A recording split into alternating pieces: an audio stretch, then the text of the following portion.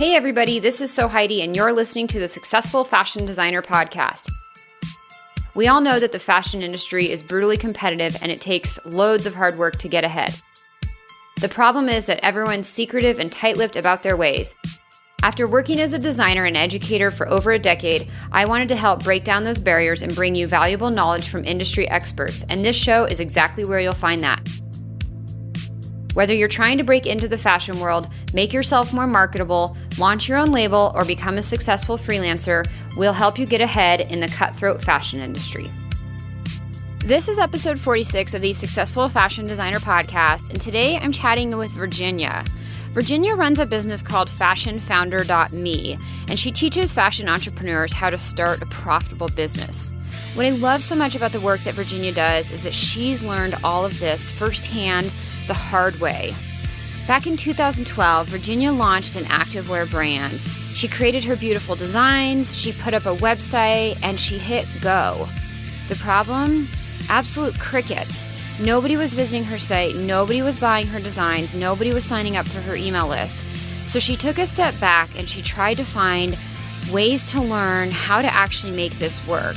She came up pretty empty-handed when it came to learning about all this stuff in fashion and finding online resources or courses. And so she had to go to the business world for help. She looked at business books and she took some online business courses. And then she did something really brave and scary, and she reached out cold to founders of successful fashion brands. And she asked them out for lunch or asked them if she could pick their brain and ask them a few questions.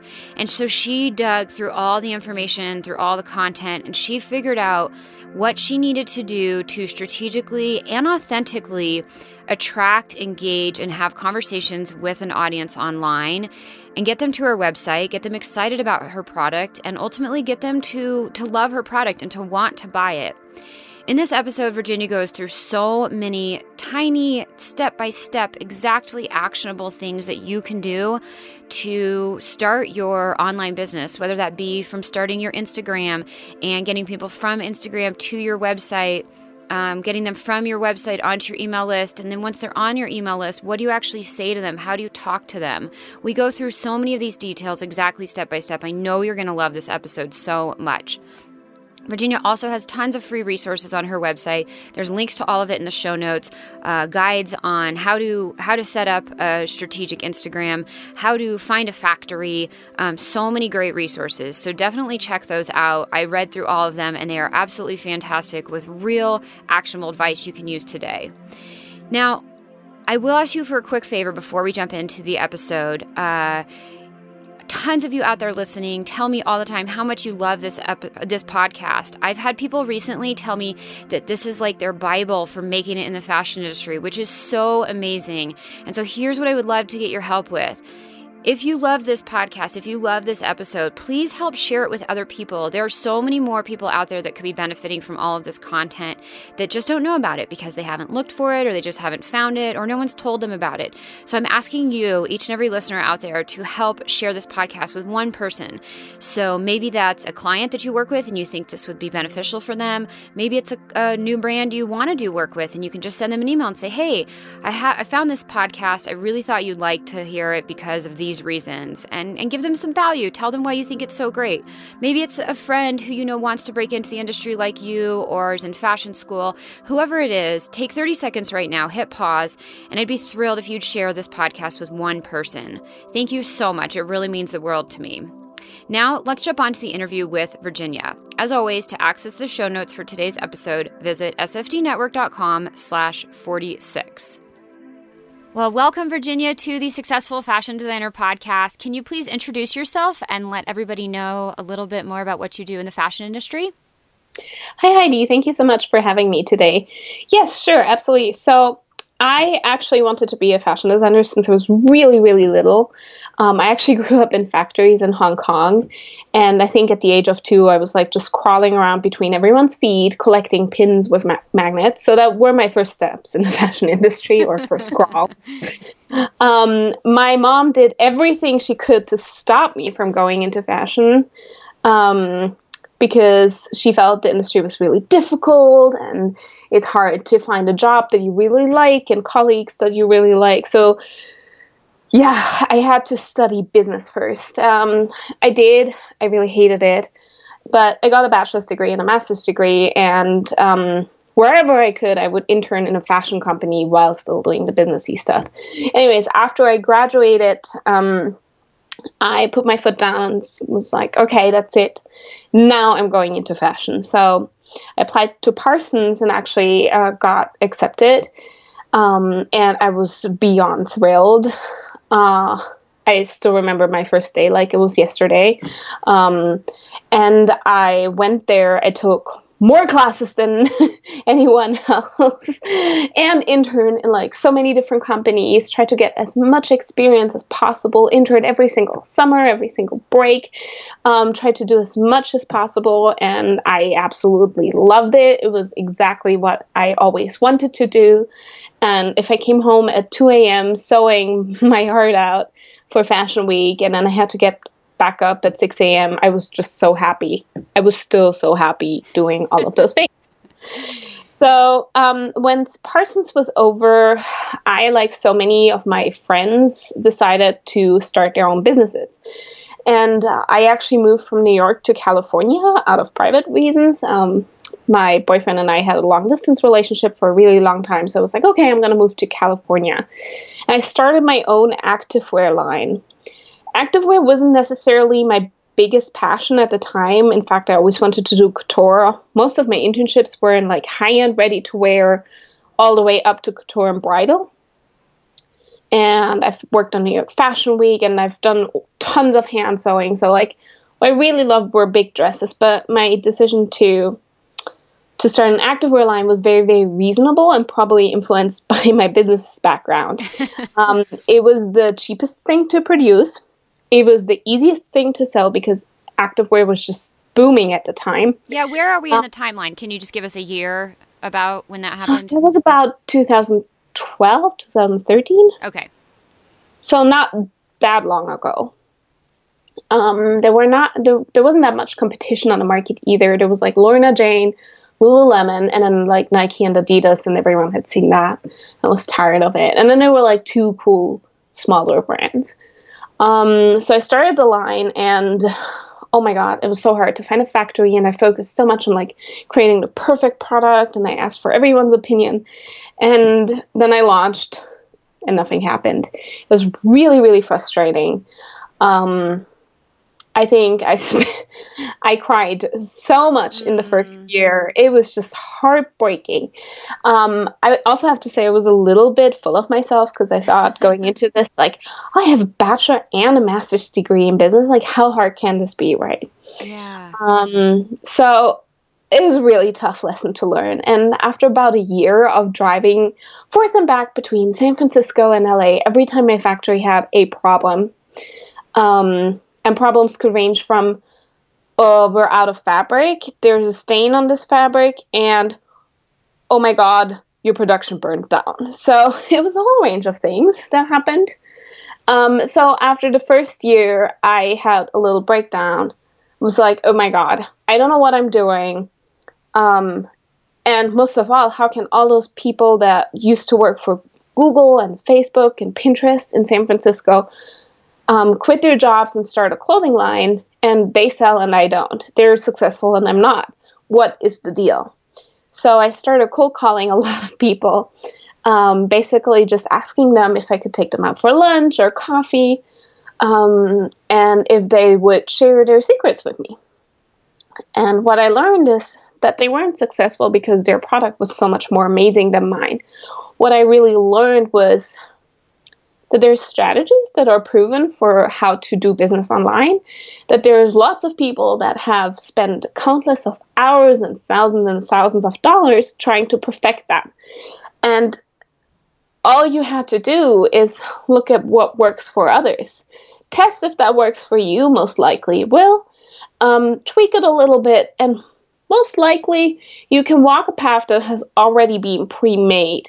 That was something that I had no clue about, but that seemed like a smart thing to do. So I started investing in courses that taught me how to actually do business online, how to get people to visit your website, and how to optimize your website so that your product actually sells.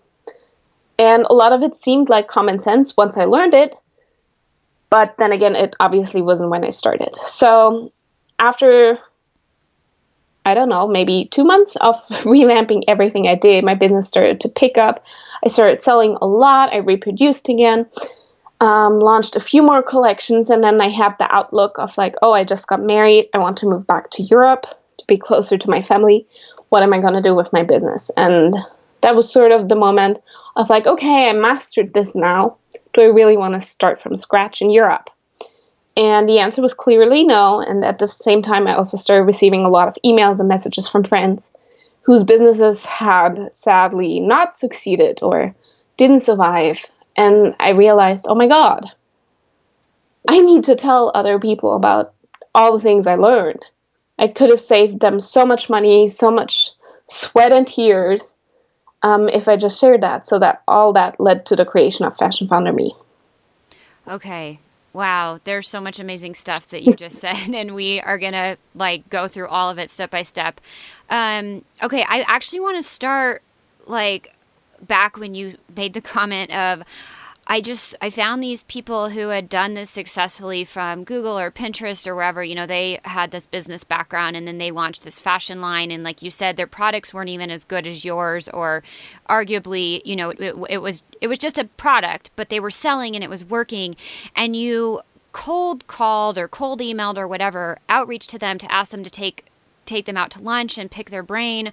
Like, let's start there, because that's a really big ask, and it sounds like it worked. Like you got people to give you their advice. So how did that even, like tell us a little bit more about how that actually worked. So people in general are really, really nice. This is something that I realized throughout my entire entrepreneurial career. Every time I needed something, I just asked for it. A lot of people are scared to ask, but the thing is, like, what is the worst thing that could happen? That they say, no, sorry, I'm too busy. So basically, I was humble and actually messaged a lot of people on LinkedIn, got a trial month of LinkedIn Premium and started messaging them.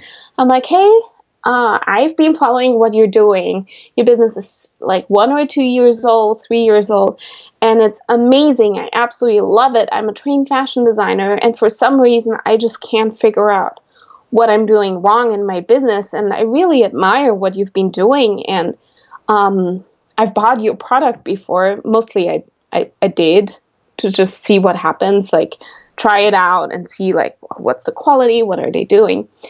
They were not ever my direct competitors.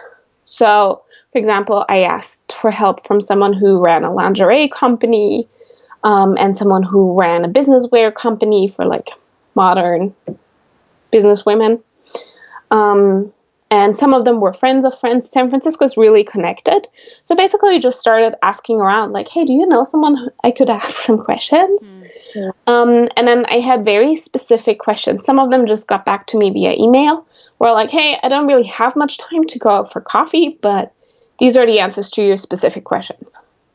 Okay. So it really depended, but mostly I would say people are just really nice. And if you approach them as like someone who really genuinely admires them and admires what they've built, then they're usually really happy to talk about it. Yeah, but you did a couple things that are so specific, which is why I think this worked. Is one, you went in with like a very customized email or outreach via LinkedIn of, you know, why you like their product, congratulating them, giving them some type of a compliment, like showing that you knew who they were. Oftentimes you had even bought the product, and so you had some specific things to say. Like that is huge, instead of just a generic email of like, hey, you're doing well, I'm not, can you give me some advice? Which leads me to the third thing you did, which was so amazing, is you didn't say, can you give me some advice? You said you had very specific questions to ask. Like you really thought about, okay, what information can I get from this person? What can they easily answer? How could they easily answer these questions? Instead of, sometimes I think it's easy to ask these blanket open-ended questions of, can you give me some advice? Or, you know, just questions that are really broad and hard to answer. So those three things, going in with a compliment and knowledge about the brand that you're talking to, having done the research and maybe even looked into their and or bought their product, and then third, making a very specific ask is so amazing. And I don't even know if you did that strategically, but as you said that, I was like, oh, I just picked out those three things that you did, and that's why it worked. Well, there's some specific theory about how to ask people, or like how to make things happen.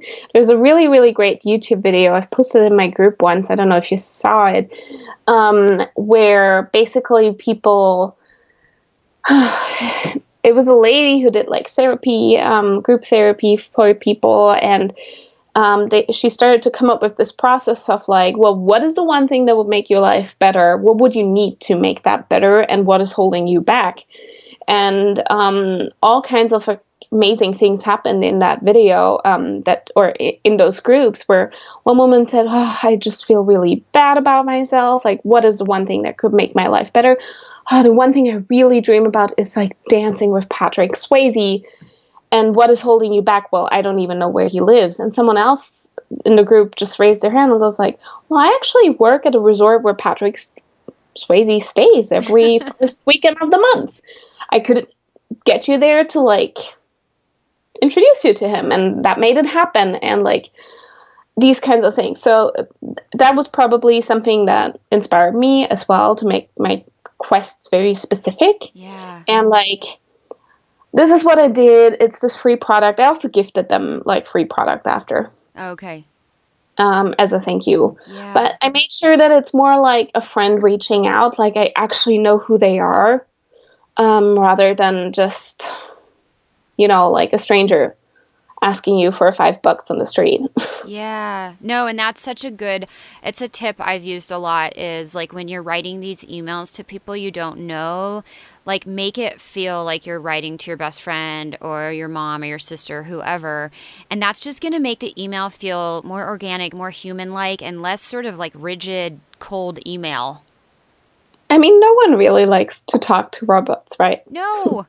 Or feel like 1 in 1,000. If I get an email and it sounds like they've sent the exact same email to like 500 other people, I'm much less likely to respond than if I feel like, oh, they actually know what I'm doing. Yeah.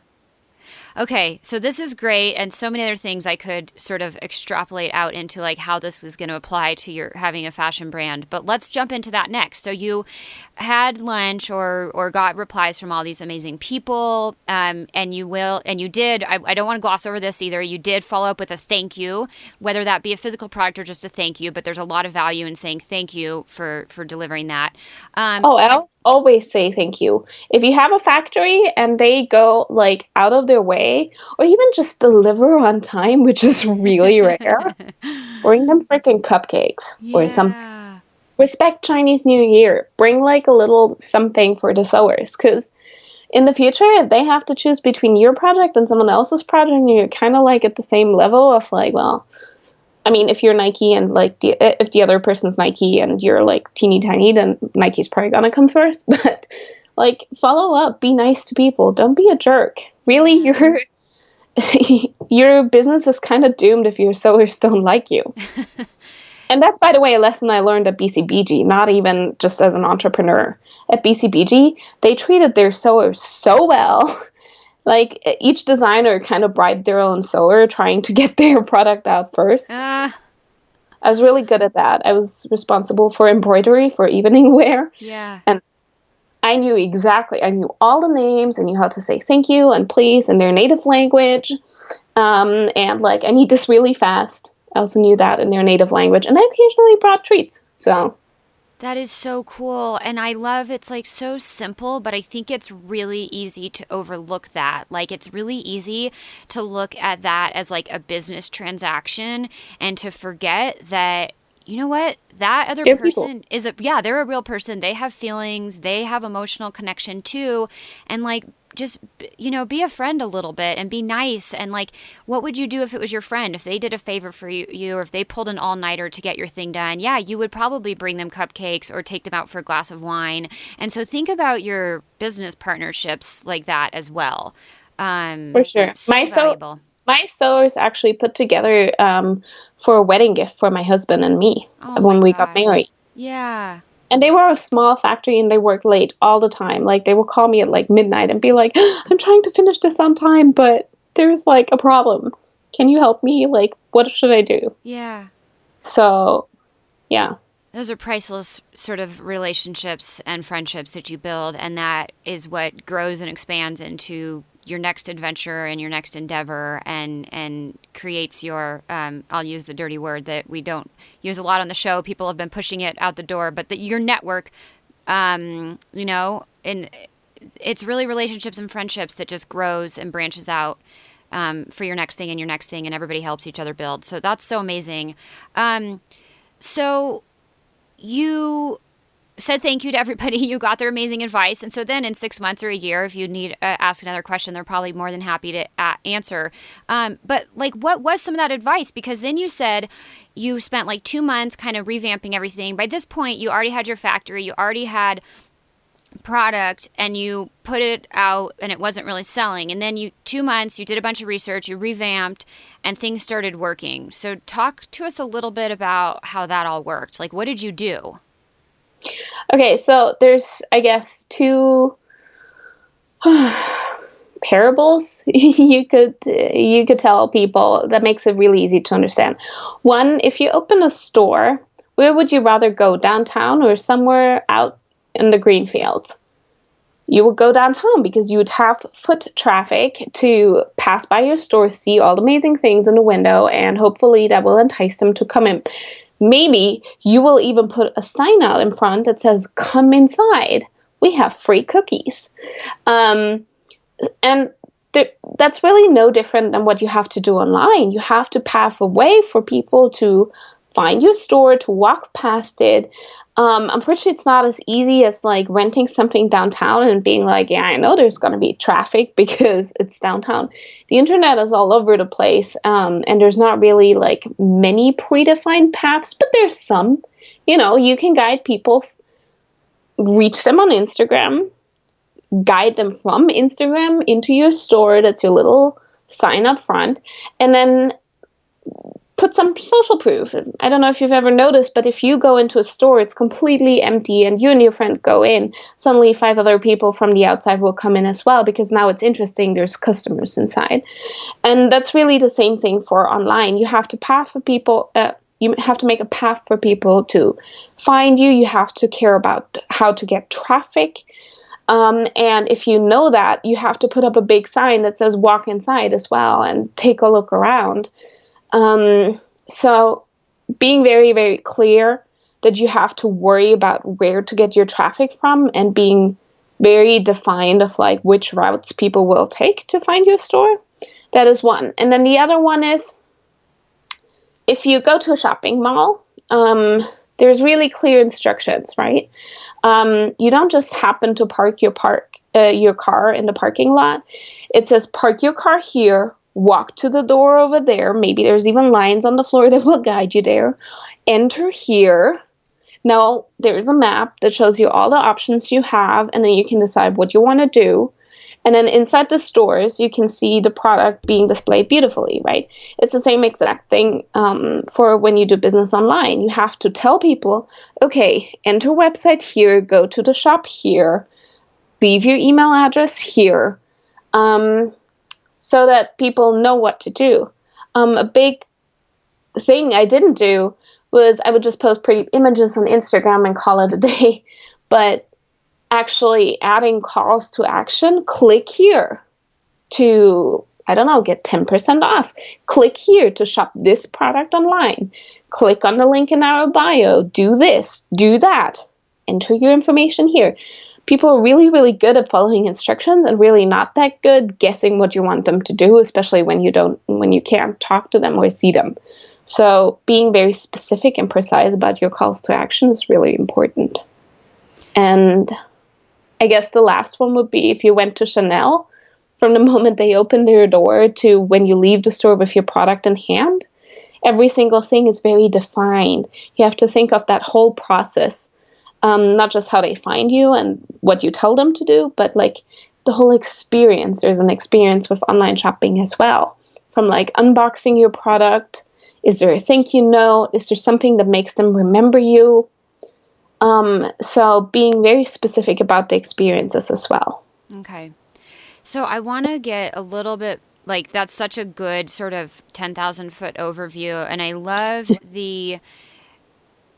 my biggest takeaway from all of that is like, at the end of the day, sometimes you just have to be like really clear and tell people exactly what to do. You can't assume they're going to know, oh, go to the link in the bio to do this. Or, sometimes I look at it as like, just use normal words and just tell them do this.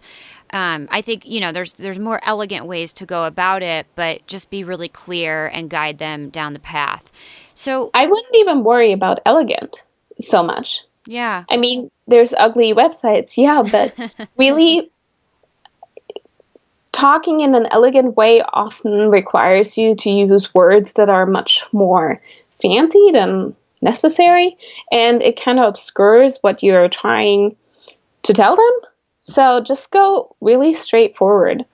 That's really the biggest thing. I mean, it's called like button because, yeah, you like something, right? And it's called login, and that's what people look for. They look for the like button, they look for login, they look for shop. They don't look for like, this pleases me, enter here, or I don't know, put in your backpack. They look for a shopping cart. So there's certain like just expectations of like how stuff is called and like how language is used, and most people just prefer very simple, straightforward language. Yeah, really obvious and understandable. Yeah. Okay, so, but I think it's like there's still so much more to this. So if we step back and we look at, like, okay, the first thing you said was carve a path for them to get to your store. And so you used Instagram as an example. And so, like, let's start there. So you maybe post a picture of this beautiful dress that you're offering, and you're very clear of, what it is. And then you say, click the link in the bio to shop, to buy this now, or to check this out. But before we even are to that point, like, how are we even getting people on our Instagram? Or I don't know if that's the path that you want to go down. Or did you start with people on your Instagram once you sort of revamped your shop? Yeah. Okay. I actually did. So what happened is you have to decide. As I said, the first thing is you have to pave the ways for people to find you, right?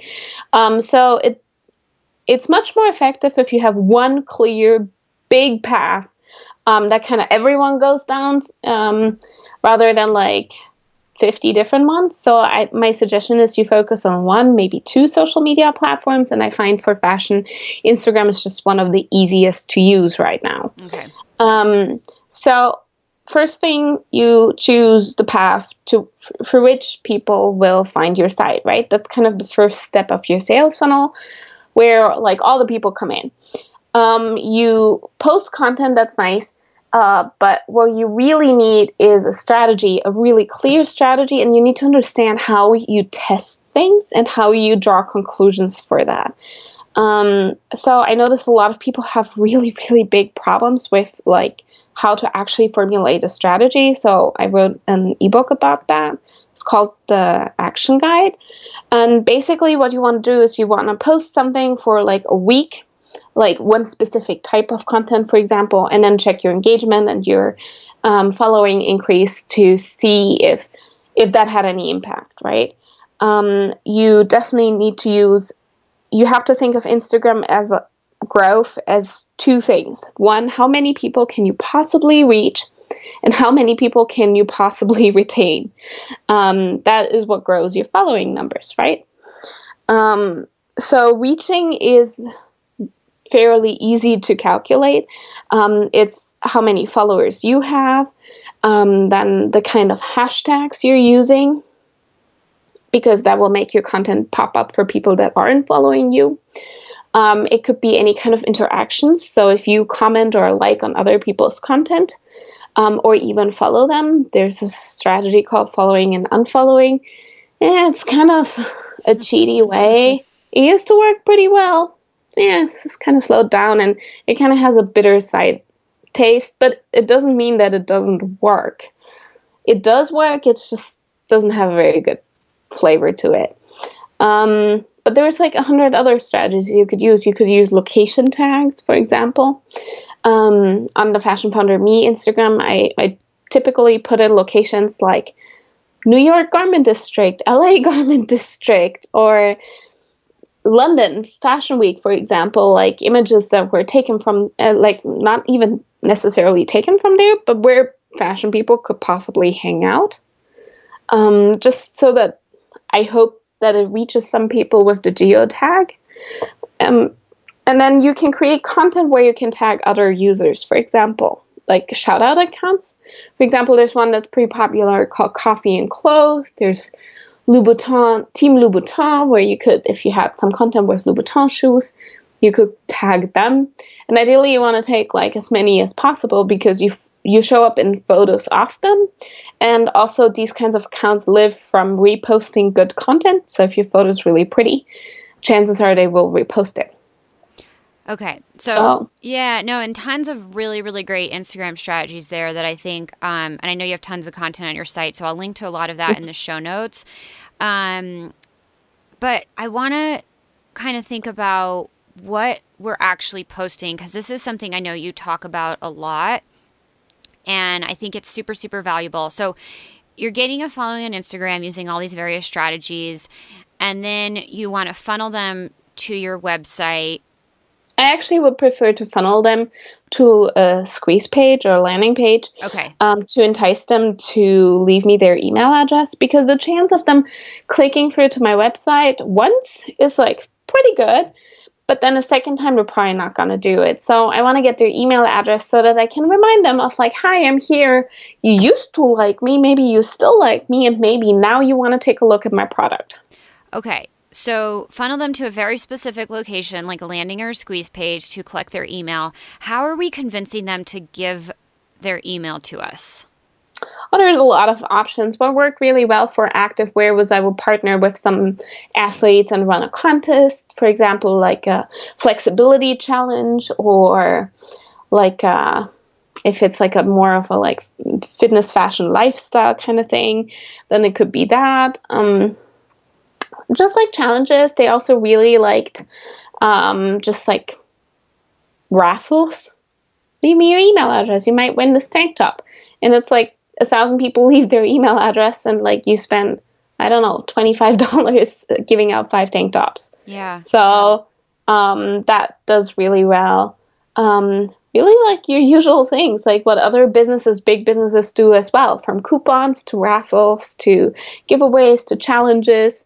There's a lot of things that you could do. Yeah, and I like that you're thinking a little bit outside the box, because I think the obvious answer is, oh, put your email for 15% off your first order. But to me, yeah, well, yeah, and so like to me, like every website has that basically for shopping. The pop-up window comes up, and I'm like, I'm not even ready to make a purchase, so I don't really care about the 15% off. So entice me with something else, like a unique challenge, or a chance to win or something. So I like that, and I going back to what you said earlier, that would be something you would probably want to test, and maybe you test 3 different offers and you see which one gets better engagement and sign up, and which one people react to better. No, definitely testing is a good thing to do, but also you could just switch it up. Alo Yoga is a brand that grew tremendously with like just yoga challenges. But I like switching it up. We did a flexibility training challenge. We did a lot of raffles. We did some giveaways. That's just the same thing, just a different word for it. And then we also did like a chance to be featured, like put your Instagram handle or like link the image of you wearing the product. Mm-hmm. And if you get featured, you get like a $50 gift card. Cool. Very also cool. in like entice them to upload more content for us to use on Instagram, so that we didn't have to create content all the time ourselves. It's a win-win on so many levels. Oh, yeah. Yeah, that's a great one. Okay, so we get them from Instagram to a landing page, entice them with something cool, get creative, do some fun stuff to get them on our email list. And then what happens? Now we've got a bunch of emails, and what are we doing? Well, so the first thing when you have an email list, I would say, is get them to, like, Give them something that is interesting and personal. Coming back to what we said earlier, people don't like to talk to robots or feel like one in a million. One in a million. They really want to feel like one in a million. They want to feel special. So definitely be like, "Hi, Heidi. So nice to meet you. Thank you for signing up.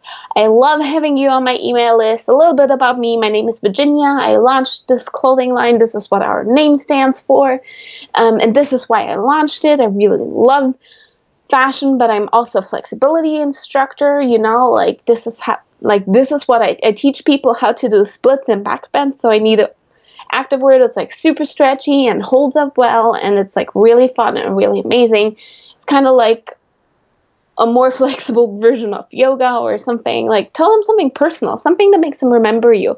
You don't know how many times I would do like a trunk show or an event or see someone wear my yoga pants on the street and be like, "Oh my God, I know those. I know where you got those because those are mine." And they go like, "Oh, are you the flexibility teacher?" I'm like, yeah, I am.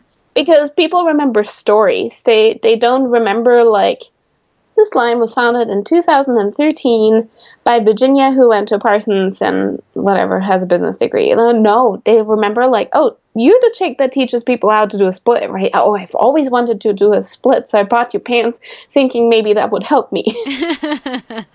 So be personable and like people, the internet gives you so many great tools to show, like to tell your story. Storytelling is so, so important. And like to present yourself as a real person versus like a big anonymous company. Yeah. So use that to your advantage. Yeah, I think that it's actually such a simpler solution than anyone often thinks about. And I think that what can be really hard is that we can discount what people might find interesting. And we can also, I think, discount what people, I'm not sure what the right word is. I don't want to say legit, but like, for example, if you come at it as, "I'm this big company and I was founded blah, blah, blah," and you try to like pretend like you're this big thing, you might. It's not authentic. But people can look at that as, "Oh, well, I'm going to paint this picture that I'm this big thing," and look at that as like validation that, "Oh, of course everybody wants to buy from me because I'm established in this big company and I've got this team and I'm all fancy schmancy business company," as like a solid foundation. But the end customer relates so much better to you as an individual person who teaches me how to do splits. And hey, I may never get the splits, but that's fun and that's interesting and that's cool. And I actually am connecting with you more as like a real person. I start to feel like we're almost friends versus buying from a company.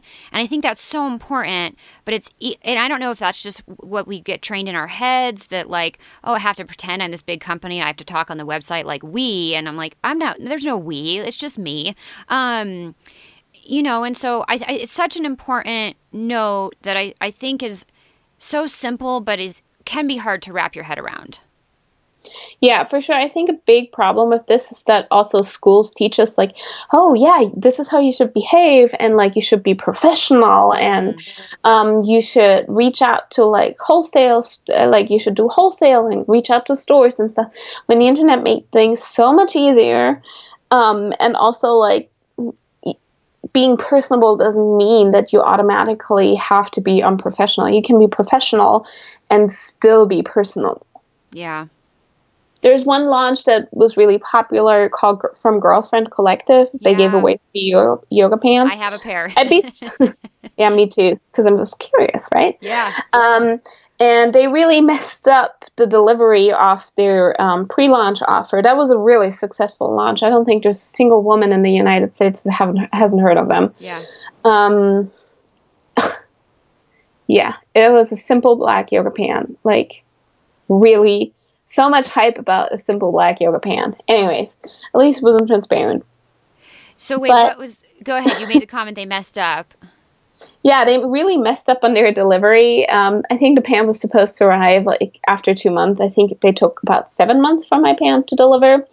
And they sent out emails like once a month being like, hey, you guys, just wanted to let you know, here are the 4 founders, and we're in Indonesia right now, and we're checking why our fabric hasn't arrived at the factory yet. Hi, it's still the 4 founders. We're still in the factory, still in Indonesia, where again, we followed up. The fabric's finally arrived. Like, it has to go into cutting and sewing.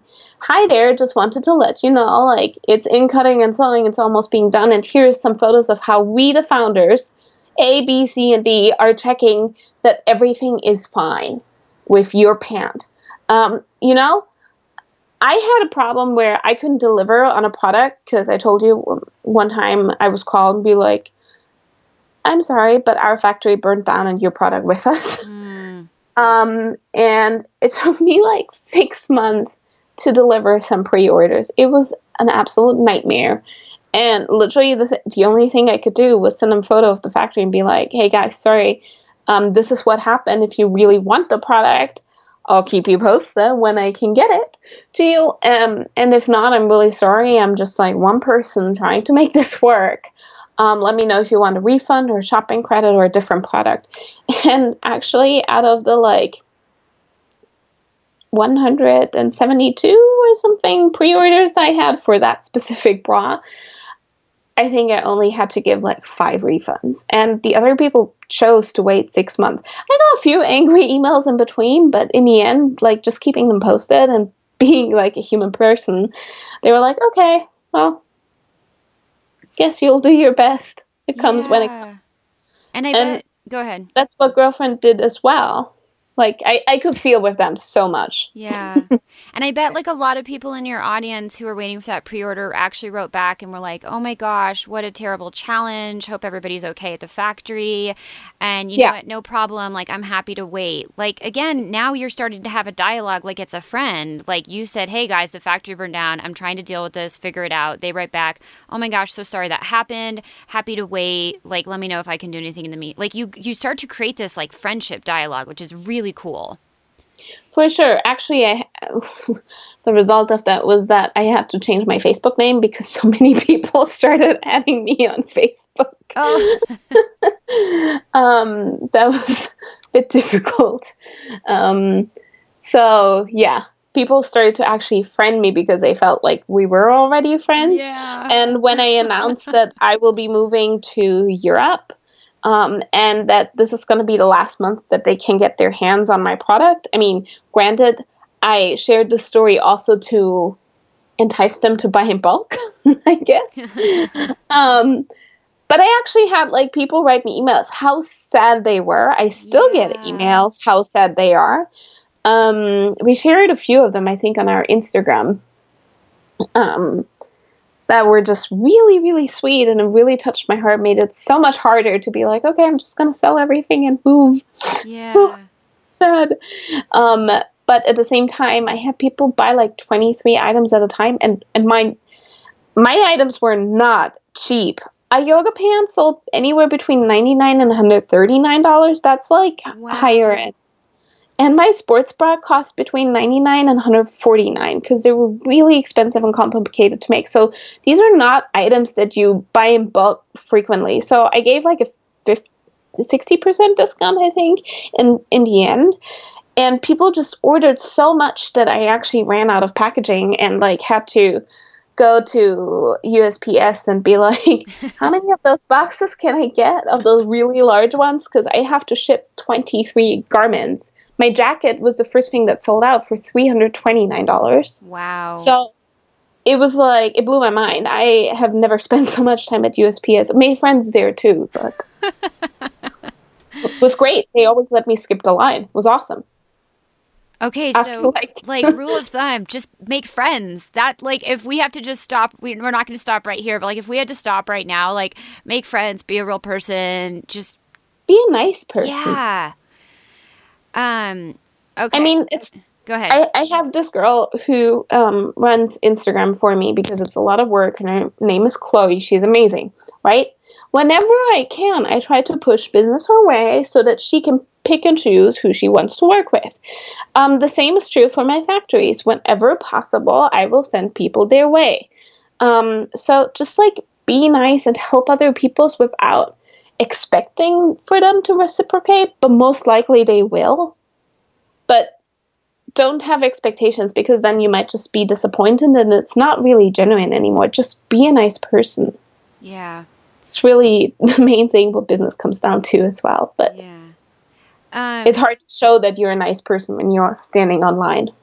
That is true. That is true. And I think it's really easy. Like sometimes when we go into like quote unquote business, we somehow like something in our brain shifts into like business mode, and we like write copy or write emails that is very structured business, like it, and you see it in any aspect of life. You see it if like you're reaching out for a job interview with like your cover letter. It can just get very cut and dry, and it's like you said, it's something that I think it's trained into us at school, and it's almost hard to train us out of that and into being nice, being a real person, and just kind of talking normal. That reminds me of something funny. I had a job interview once where the hiring manager asked me, actually it was two people hiring, and they asked me, well, you said you're so creative. What is the most creative reason we should not hire you?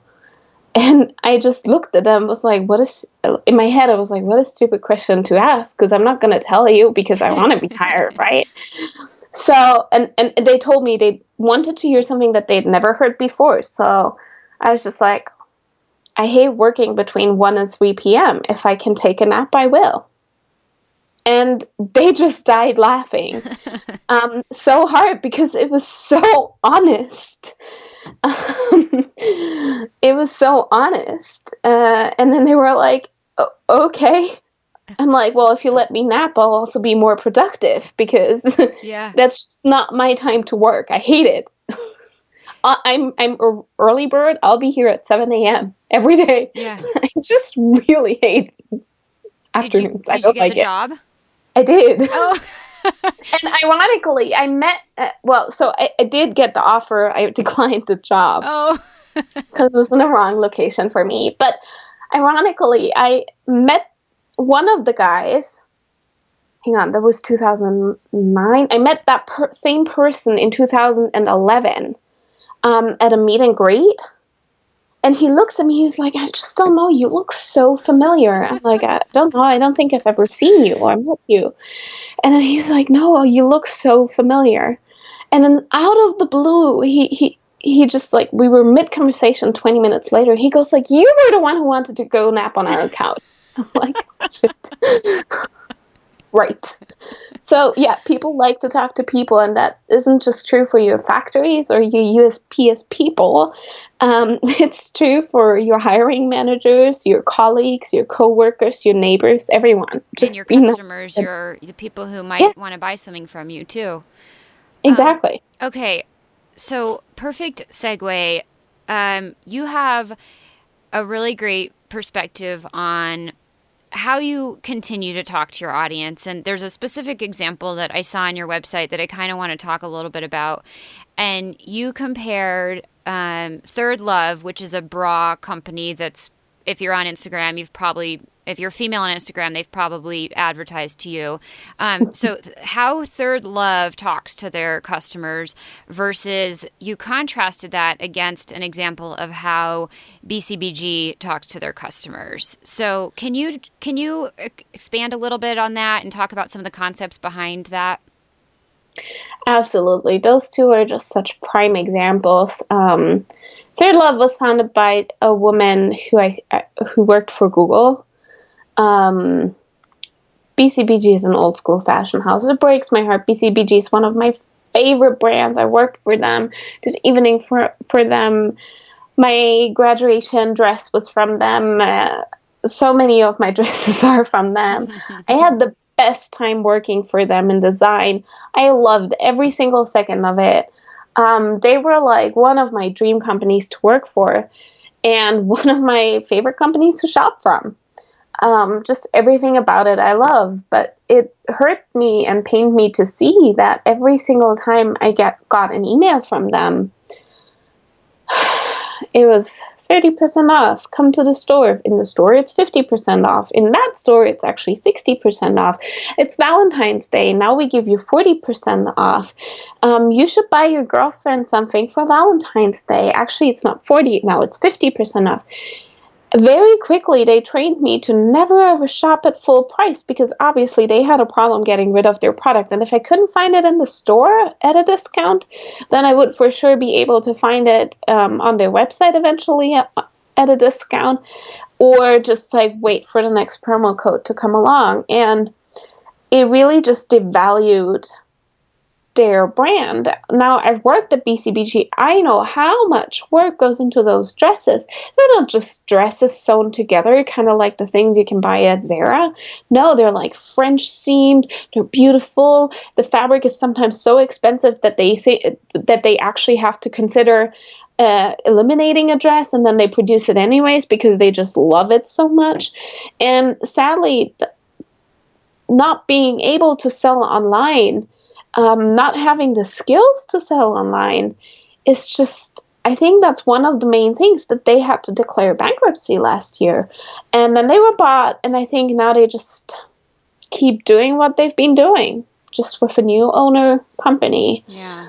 And it's just really heartbreaking. And I don't know if you can hear the pain in my voice. It just saddened me so much. So many of my friends who worked at BCBG were let go because they couldn't afford to pay their people anymore, or they just couldn't afford to produce as much anymore.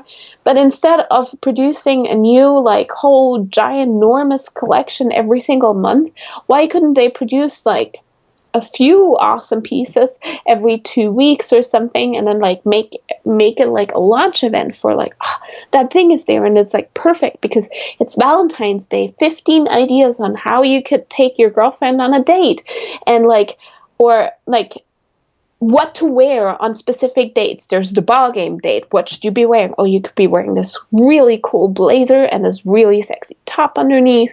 And then there's this like fancy dinner date. This is what you could be wearing. Women would eat that up. What shoes to wear to those days? How to pair that up with their looks. They have such great stylists there. Even Lubov Azria, who's the head designer, she's such great style. Every day I saw her, I was like, man, I want to look like her. And she's like 40 years older than me. There's so much potential there, and it really just, man, I had to unsubscribe because I got so frustrated with getting another newsletter that tells me that my favorite products, that there's so much work going into them, is 50% off. Also, there's not PCPG in Germany, so I couldn't shop that much anymore with them. They closed the store here for obvious reason, budgeting and budget cuts. Yeah. So yeah, and then you contrast that. Let me open that really quick to Third Love. And their very first email that you get is like, love come our way, where they talk to, no, that was for Valentine's Day, but like their first email is like from the founder, I think,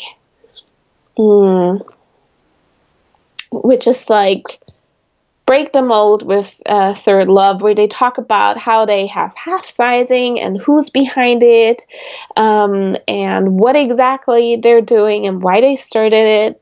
They offer half sizing. Their bras are made from memory foam, like all the things that make them special, right?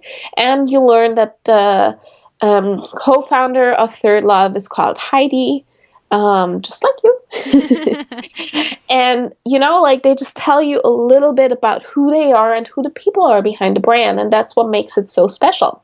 And then after that, it's followed by an educational email series that teaches you how a bra should fit and what to do if it doesn't, how to take care of your bra, and I don't know, like 5 ways to identify if your bra is dead.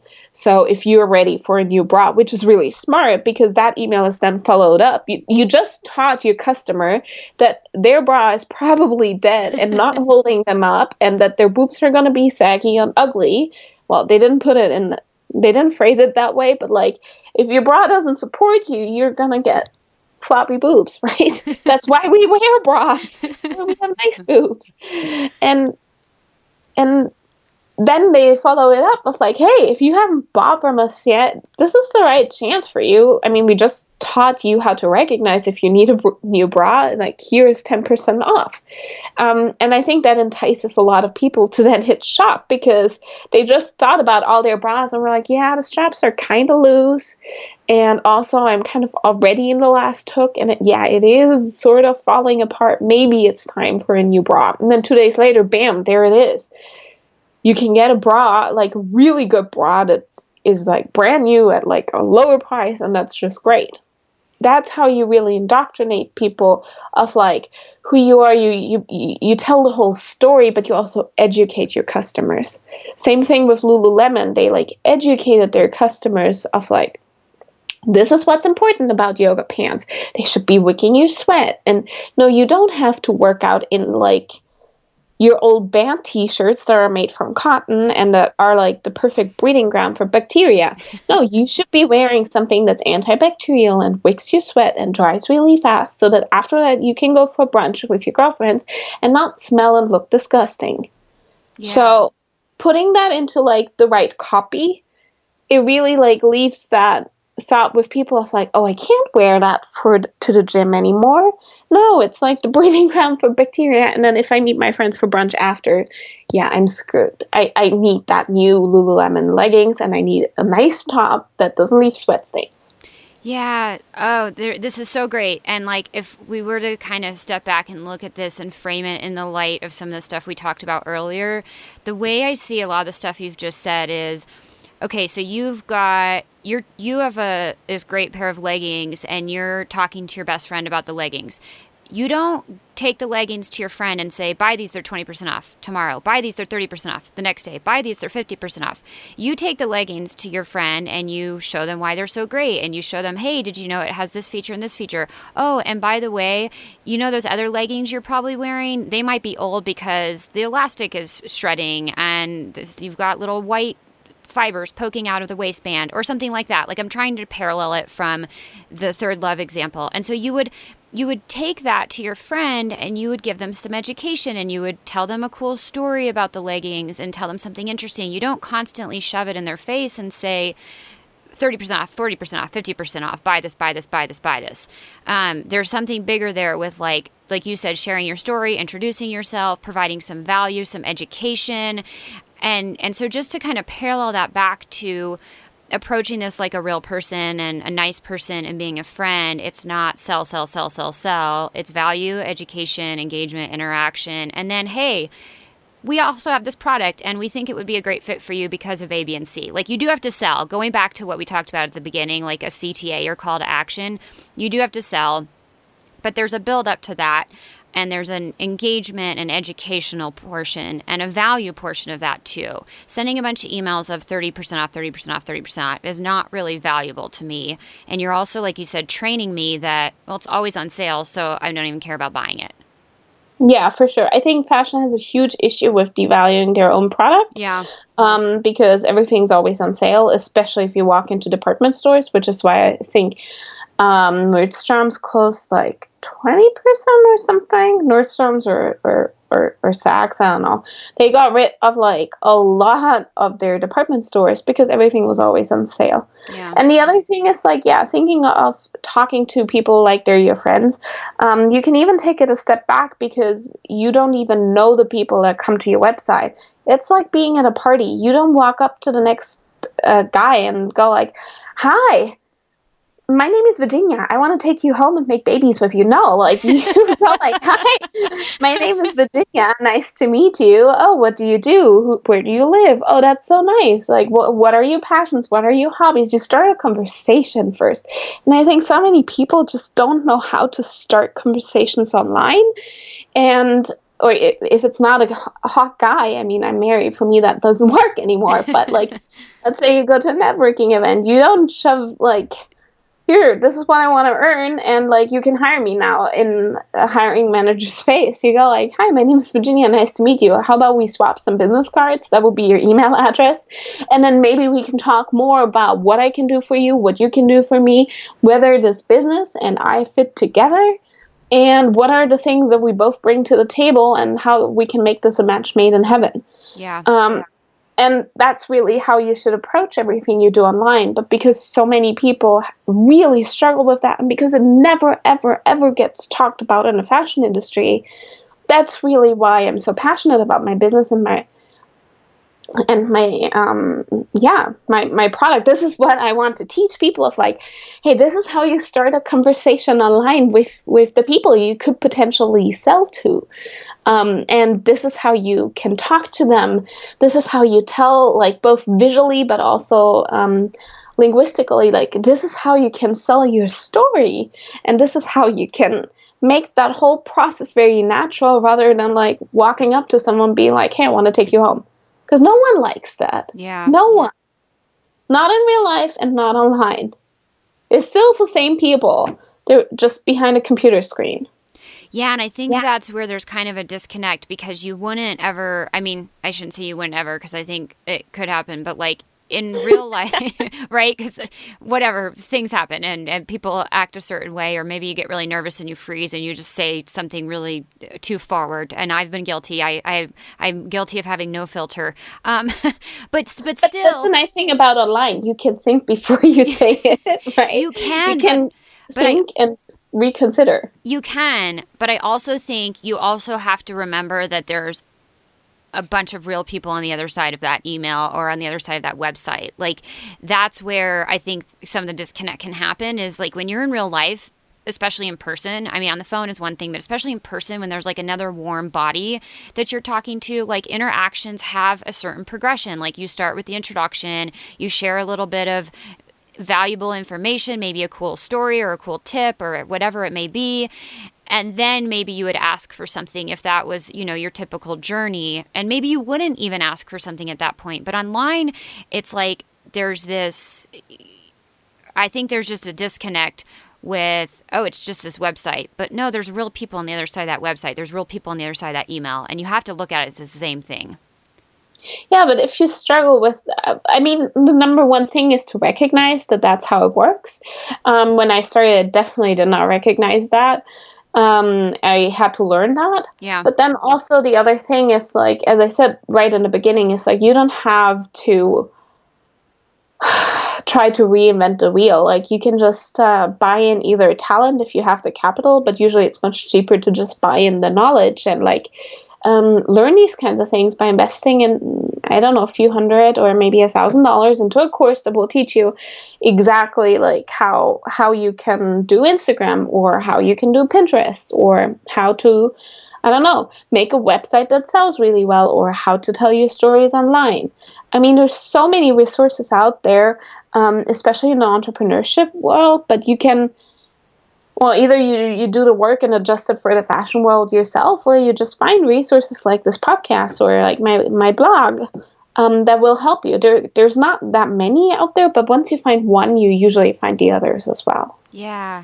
So on that note, can you share a little bit about how people can find and reach out and work with you? Because you have this like really, really dialed in, and you do it specifically in the fashion space, which I think is super important, because it's easy to find a bunch of content out there, but if it's not really tailored to your industry or your niche or stuff that you're familiar with, I think it can be hard to relate it. And so you help people with this specifically in the fashion space. So share a little bit about what you do and how people can work with you. Yeah, absolutely. Okay, so typically right now people will probably find us through our Instagram, but I'm going to focus more on Pinterest once there's more content up. There's a blog and a website called fashionfounder.me, so M-E. And on the blog, I right now have, I think, 5 or 6 posts that I try to make as thorough and actionable, so you can read it and you can immediately sit down and implement the things you learn. And there's also 2 ebooks. One is about how to find factories, where I share my top 10 strategies to find a factory. Because when I started out in San Francisco, I was like, oh my God, there's not a single factory in this town. And it took a lot of private detective skills, which I really like to play like I'm a private detective, and I got very creative there finding them. And I shared all the strategies that I used to find, in the end, over 10 different factories in San Francisco. Who knew? That had the skills and capabilities to sew what I needed. And then I also share in one other ebook how to create a beautiful Instagram feed, because fashion is super visual, and a lot of people simply struggle with creating that coherent brand experience, and they don't know what to post, and most importantly, they don't know how to save themselves a lot of time, because not all the content has to be your own. That's something I think a lot of people really don't realize. Yeah. And then I also have paid products. One is called the Instagram Super Pack. It is like 3 different ebooks and expert interviews. One of them is with a blogger friend of mine. We went to Parsons together. Her name is Tina. And a little over a year ago, I called her and I was like, what are you doing? I've been following you on Instagram since forever. Your photos are so pretty. You have amazing clothes. It's such good content. And you have 500 followers since a year. What the hell are you doing? Do you need help? And it was very straightforward, true to my German nature. And she was like, oh, wow, that was direct. Yeah, well, if you can help me, sure. So I started mentoring her, and she's just approaching 60,000 followers now. Wow. And she just really needed like a little incentive and like something that got her going, and now she's like doing amazing with it. So the Instagram Super Pack is one where Tina also tells her story and like her learnings. And then I also have this other paid product, which is called Designer Launchpad. It's basically like the equivalent of an 8-week course, which takes you from sketch to successfully launching online. So it goes from, okay, how to find factories. Yeah, you already know that from the ebook, but like how to start working with them. What do you do if they really mess up your product? I have some really fun, entertaining photos in there of like amazing things my factory has sewn. It was just never my design. From like, where does this fabric even come from? Because it's not the one I bought, and where the hell did my fabric go?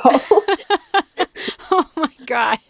Like, do you notice it's a green color when it was supposed to be gray? Like, what happened? So, like, what do you do in these kinds of situations? What do you do if you've already sold a lot of product and it's falling apart? How do you deal with this with your factory, but also in general? How can you prevent these things from happening on day one? To all the way, okay, like you need a website. How do you tell your story on the website? How do you get people to find your website? So again, like, how do you get traffic, foot traffic, paving that way for people to find your website? And then how do you build your sales funnel? Again, like the whole experience from like first ever seeing you and finding you all the way through they've received their product and they love it and they leave you a positive review. So like it's really a very thorough and coherent course for basically every fashion designer that wants to sell online. While I don't focus on Etsy, you could also apply these things to Etsy because it's not that different. My personal favorite is Shopify, and that's what I use as an example because that's what I used as well for my business. And yeah, it's just really like kind of taking people by the hand, trying and holding their hand throughout the whole process. And then we also have the Facebook group.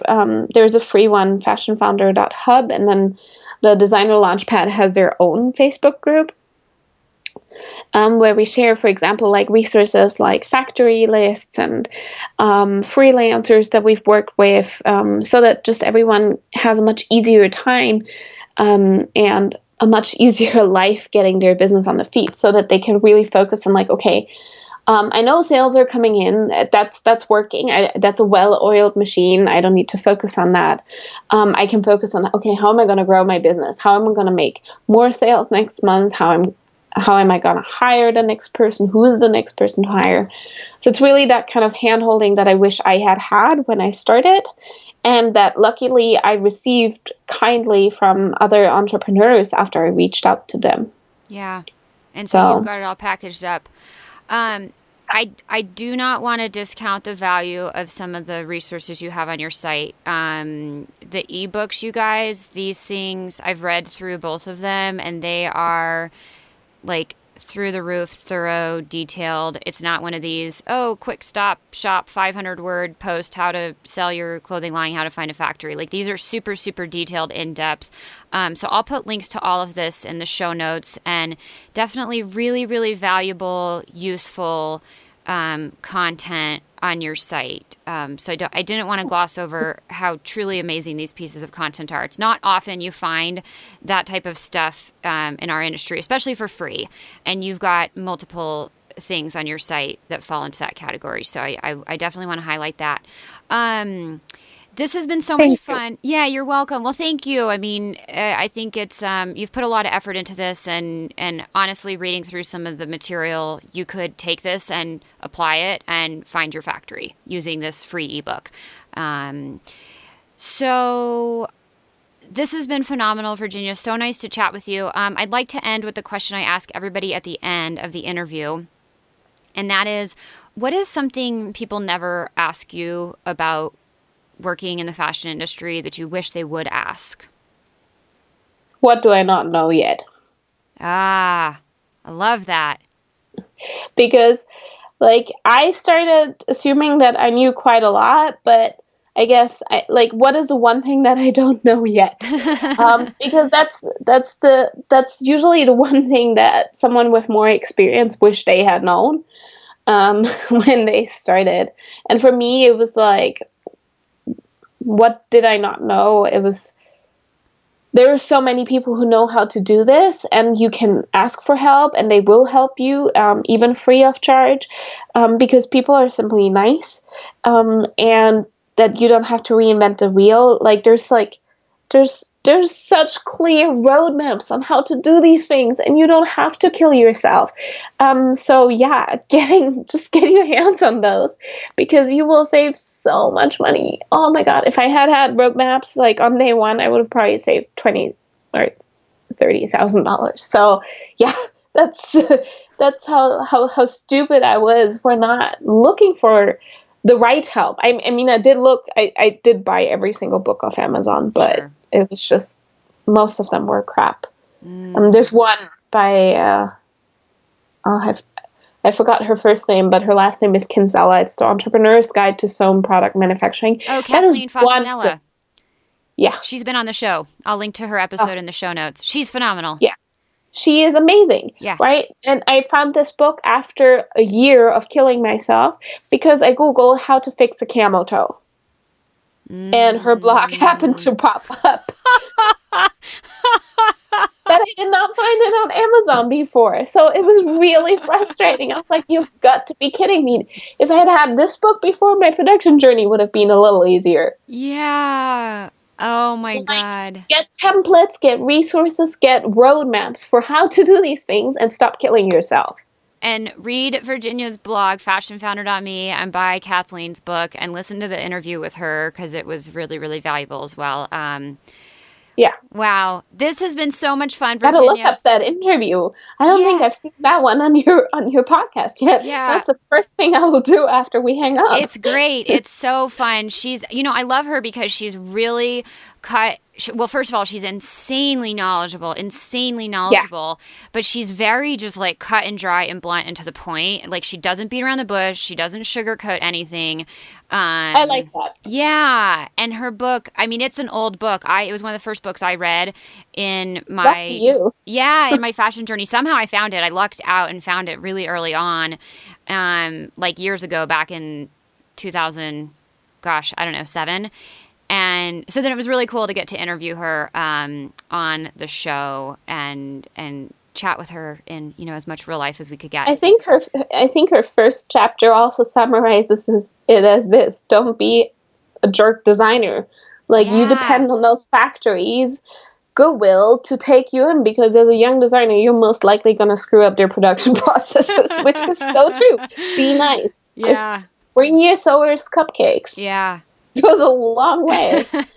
So, oh my gosh, that's great. And I just found it. I was looking through the site. It's episode 15. So it's just sfdnetwork.com/15 if you guys want to check out the interview with Kathleen, and I'll put the link in the notes.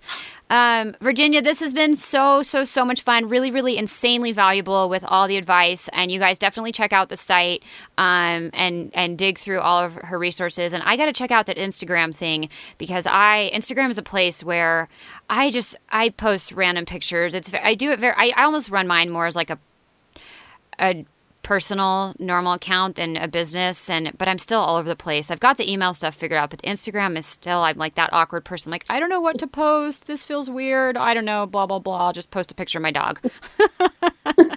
That can for sure work, but if you want to use it as like a traffic, like the first step of your funnel, then I think having some strategy to it might probably be a good idea. And maybe I'll send you something after. Okay, send me something. And maybe for me it's okay, because it's definitely not the first step of my funnel. It's not where people find me. So it's just a different path I took to get to where I've gotten. So thank you so much, Virginia. This has been fantastic to chat with you. I really appreciate your time.